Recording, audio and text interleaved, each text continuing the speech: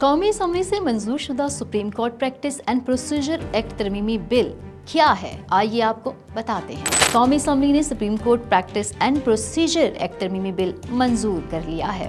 بل کے مطابق supreme court میں موجود آئینی معاملات، درخواستیں، اپیلیں، نظرثانی درخواست آئینی بینچ نپٹائے گا۔ چیف جسٹس سپریم کورٹ کے سینئر جج اور آئینی بینچز کے سینئر ترین ججز پر مشتمل کمیٹی آئینی بینچز بنائے گی۔ آئینی بینچز کا سینئر ترین جج نامزد نہ ہو تو کمیٹی چیف جسٹس اور سپریم کورٹ کے سینئر ترین جج پر مشتمل ہوگی۔ بل میں کہا گیا ہے کہ چیف جسٹس اور سینئر ترین جج آئینی بینچ میں نامزد ہیں تو آئینی بینچ کا سینئر ترین جج کمیٹی کا رکن ہوگا۔ کوئی رکن بینچ میں بیٹھنے سے انکار کرے تو چیف جسٹس کسی اور جج یا آئینی بینچ کے رکن کو کمیٹی کا رکن نامزد کر دیں گے۔ بل کے مطابق کمیٹی اپنے کام کا پروسیجر طے کرے گی۔ پروسیجر بننے تک کمیٹی اجلاس چیف جسٹس طلب کریں گے۔ آئینی بینچ میں جج کی دستیابی پر تمام صوبوں سے ججز کی برابر تعداد ہوگی۔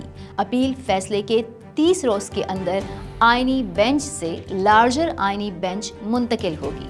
بل کے مطابق سپریم کورٹ کے ججز کی تعداد 34 ہو گئی۔ اسلام آباد ہائی کورٹ کے ججز 12 ہو گئے۔